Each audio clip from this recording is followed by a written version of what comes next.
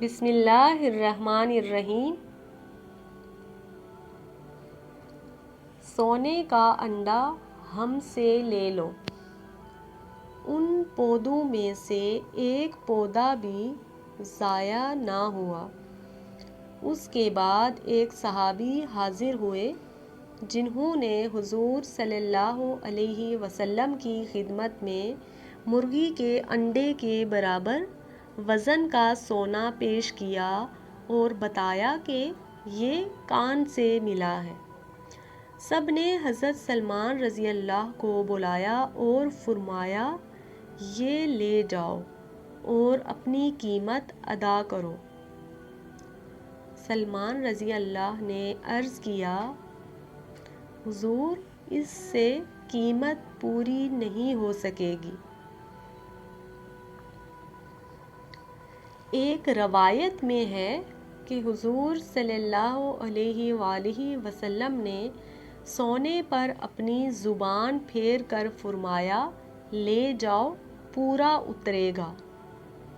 سلمان رضی اللہ کہتے ہیں، جب تولا گیا تو اس کی قیمت 4000 درہم سے ذرا بھر بھی کم و بیش نہ ہوئی۔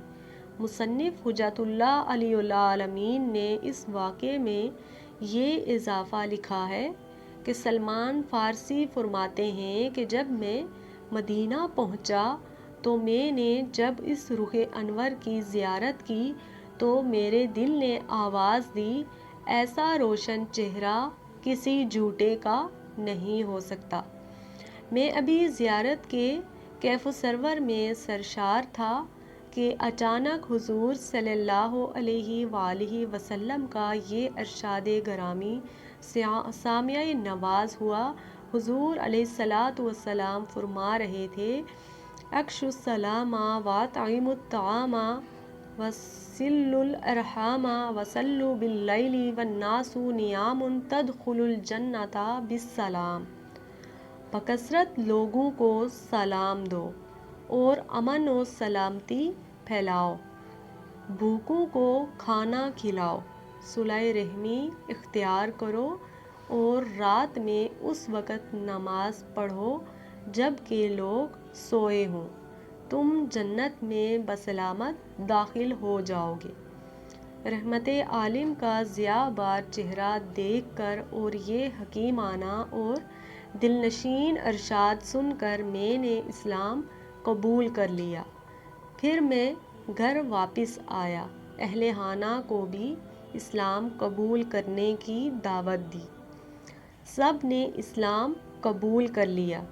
میری پھوپھی نے بھی اسلام قبول کیا اور تمام عمر احکام الہی کی بجا آوری میں سرگرم رہی۔ لوٹ کر پھر میں بارگاہ رسالت میں حاضر ہوا۔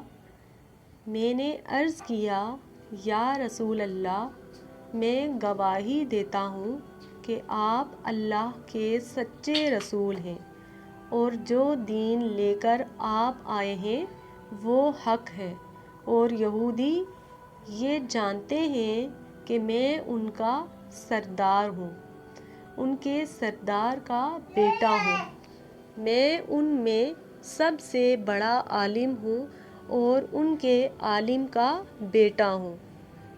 حضور صلی اللہ علیہ وسلم انہیں بلائیے اور میرے بارے میں ان سے دریافت کیجیے، اس سے پہلے کہ انہیں میرے اسلام لانے کا علم ہو، کیونکہ اگر ان کو میرے مسلمان ہونے کا علم ہو جائے تو میرے بارے میں وہ ایسی تہمتیں لگائیں گے جن سے میں پاک ہوں۔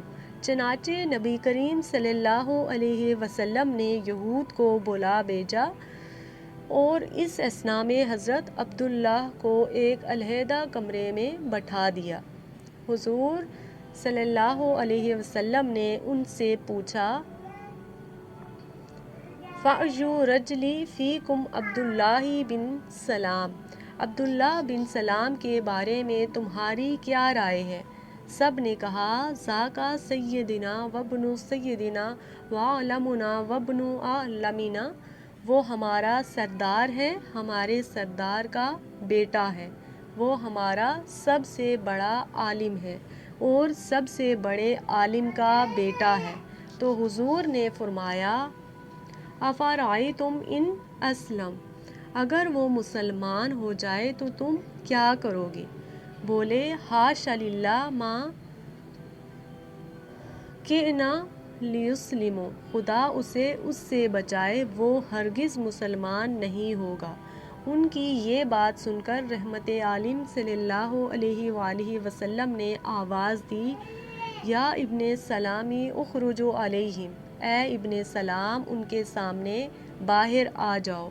آپ باہر آ گئے اور یہودیوں کو مخاطب کر کے فرمایا یا معشر یہود اتقوا اللہ فواللہ الذی لا الہ الا ہوا انکم لتعلمون انہ رسول اللہ وانہ جاء بالحق، اے گروہ یہود اللہ سے ڈرو، اس ذات کی قسم جس کے بغیر کوئی خدا نہیں، تم جانتے ہو کہ حضور اللہ کے رسول ہیں اور دین حق لے کر آئے ہیں۔ وہ کہنے لگے تم جھوٹ بول رہے ہو، اور ان کے بارے میں کہنے لگے شرنا وابن شرنا، یہ سراپا شر ہے، اس کا باپ بھی سراپا شر تھا۔ حضرت عبداللہ نے عرض کیا یا رسول اللہ صلی اللہ علیہ وآلہ وسلم، مجھے ان کے بارے میں یہی اندیشہ تھا جو انہوں نے ظاہر کر دیا۔